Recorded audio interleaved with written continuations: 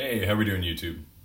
So I got another video for you. Today, I would like to talk to you about being direct, saying what you mean, and how not to worry about people's perceptions of you. So first and foremost, if you were anything like me through your alcoholism, you lied a lot. You were constantly trying to hide the truth, and you're probably pretty good at it.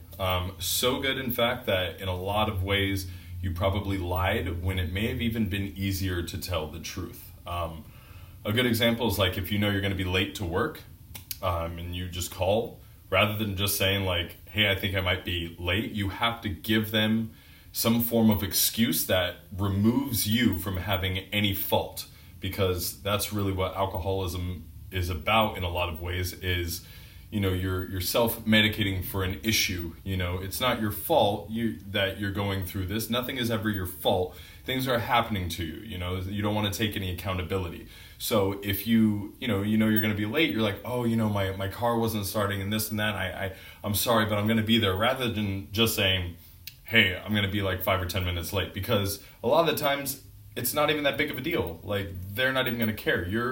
You're thinking that it's going to be much larger of an issue than it is, and therefore you lie because you're so used to lying to get yourself out of a hole or a jam. So when you first decide to be sober, I would really suggest practicing being direct. Definitely don't lie, because coming to the decision of being sober is about being very honest with yourself to begin with. So no more lies to yourself first and foremost, but then to everyone else as well. So if someone is doing something that you don't really appreciate or you don't really agree with, rather than just kind of being like, it is what it is. Like, if it's really bothering you, find a meaningful but direct way to tell them. Like if someone was joking about your sobriety, or like, oh yeah, if maybe you should drink, or was even trying to be like, hey, like, why don't you drink tonight? Like, are you really not? Rather than just kind of like push them off and be like, no, you can be very direct and be like, what, I don't appreciate that. Like, I don't think that you understand the severity of this. This is very serious to me. And when you're direct like that, in the beginning, you're kind of like, you may even feel nervous, or that kind of that fight or flight response. But I guarantee you, the power in being direct is not ignored. They feel it immediately, and they're like, oh my God, I'm sorry if I offended you. That wasn't my intention.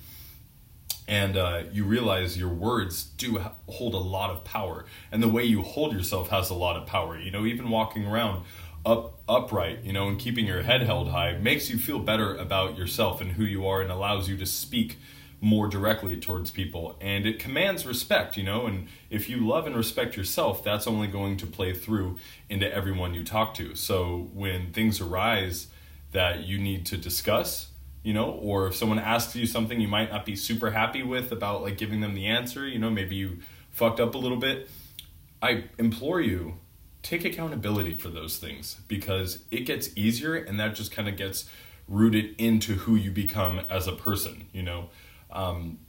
I'm pretty much on the far end of the spectrum. Like, I have very little filter. I will tell you exactly what I'm feeling, or why I feel like I am feeling that way, or what you're doing that I think is bothering me, that, I feel like you're out of bounds for doing. And some people might say that I really don't have a filter, but that's who I am. I can't change that, and nor would I.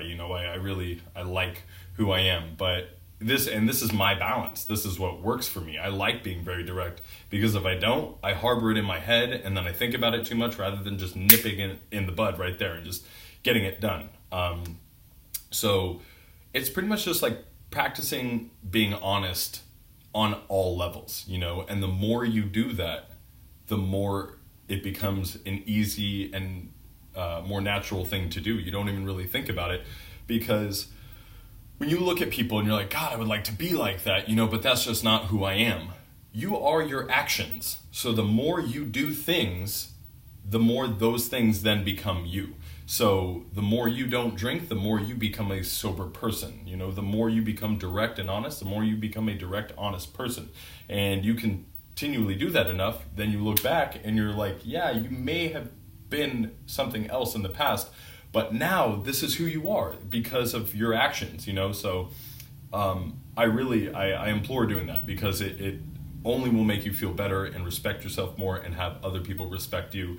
And in turn, it just makes life easier and more manageable, and you don't end up bottling things up or allowing them to fester inside of your mind and grow into something that's way worse than it used to be, you know? I think I've mentioned this in my previous videos, but when I was 18, I ended up winning that TV show Wipeout in the first season, and I got $51,000, and I blew it all, like in 6 months, and I just went right through it.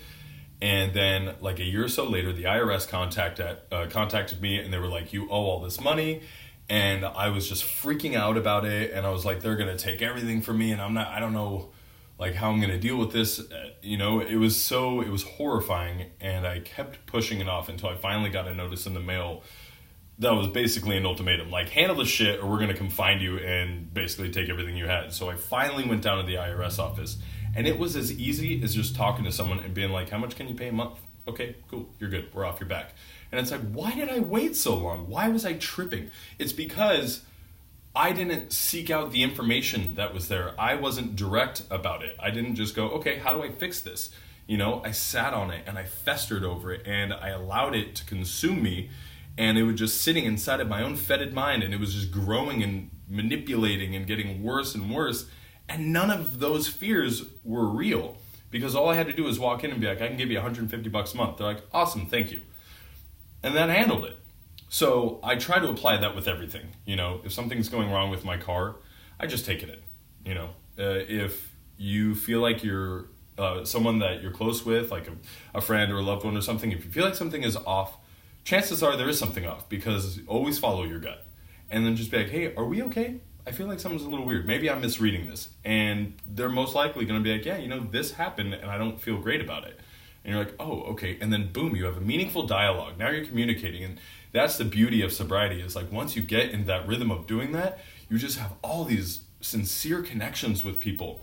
And it feels so great. It's something that you probably haven't really experienced in a long time. And in getting sober, you realize a lot of the connections you thought you had were kind of false.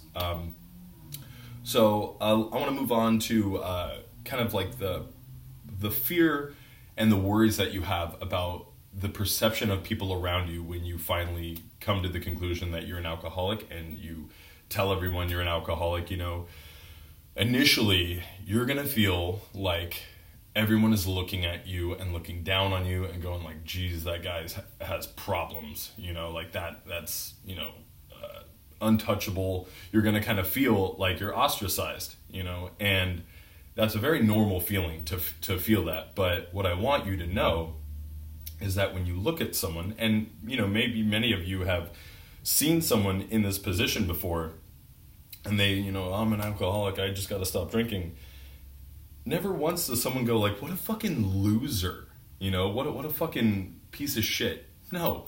You go, wow, I mean, that takes some balls to like admit that about yourself, you know, but for whatever reason, when it comes to us doing it, we just don't apply that mental state. At least I didn't, you know. I felt very broken and kind of ashamed, and, you know, like I was very ready to stop drinking, and I was ready to like kind of just shed off all the lies, which help a lot. But, you know, I haven't met someone that was like, you know what, I'm an alcoholic and fucking awesome, I'm really happy about it on day one, you know. So but I want you to realize that as you're going through this journey, and especially as you continue it sober, you know, if you're doing this and you're really not drinking, and that is like the most vital part of all of it, you know, people will look at you with the utmost respect.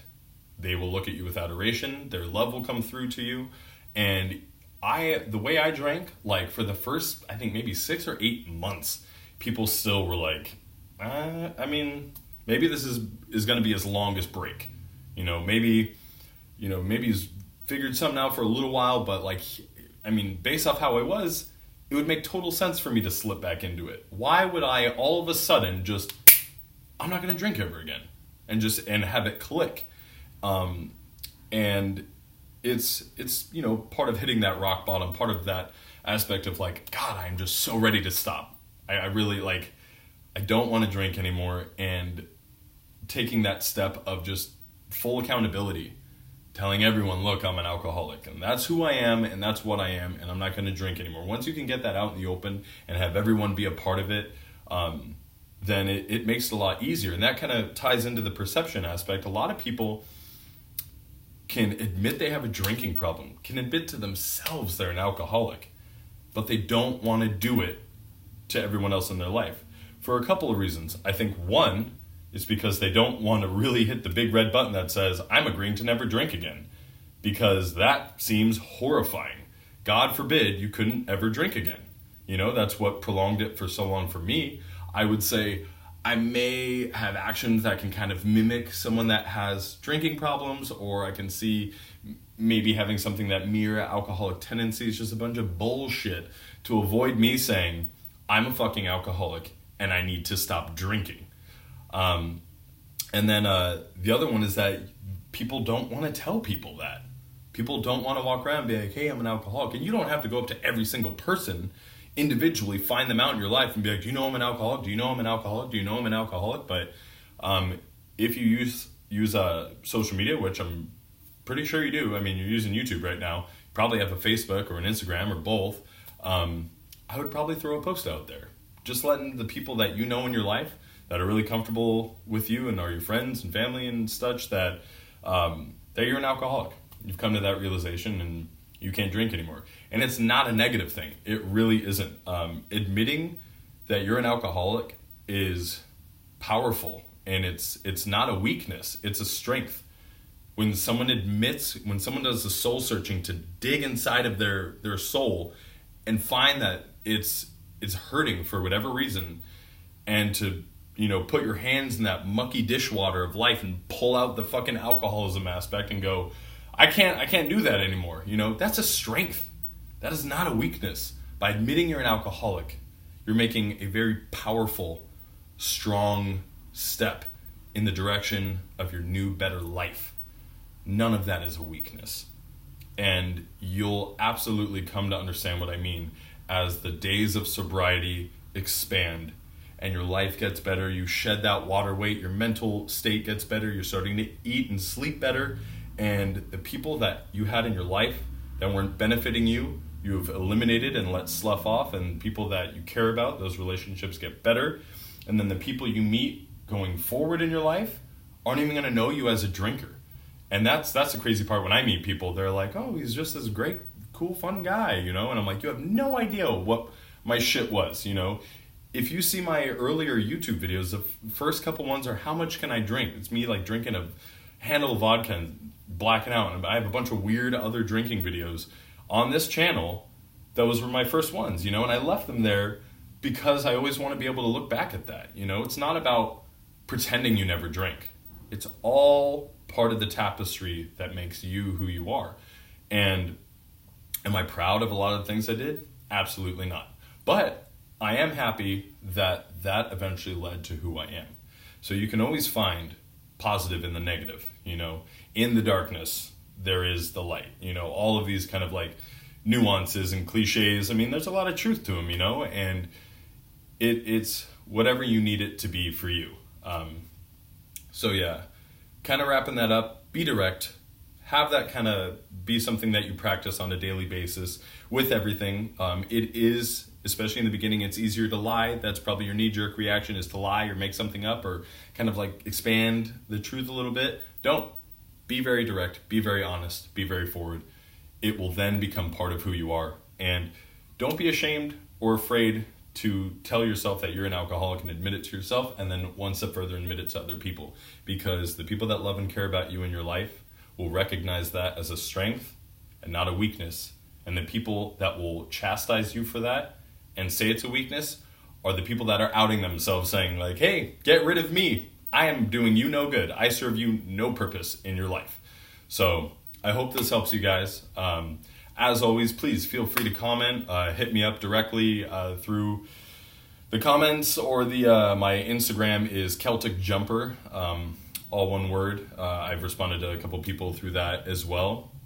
And I'm more than happy to lend my advice and what I've learned for you guys, and I always appreciate the love and the comments. And one more thing before I go, I know I've said it a couple times, but it blows my mind that these videos are having this effect on people. And that's why I continue to do it, because of all the feedback I've been getting. I started this as a way to just chronologically document everything I was going through. And I was like, I have a YouTube channel I don't really do anything with, so I'll put them on there. And people commenting and saying that like this has helped them and to continue these videos. If what I'm doing is helping you guys, then yeah, I'll continue to make these videos. So I sincerely appreciate all that, you guys, and it does not fall on deaf ears. So thank you very much, you guys, and I will see you all next time. Take care.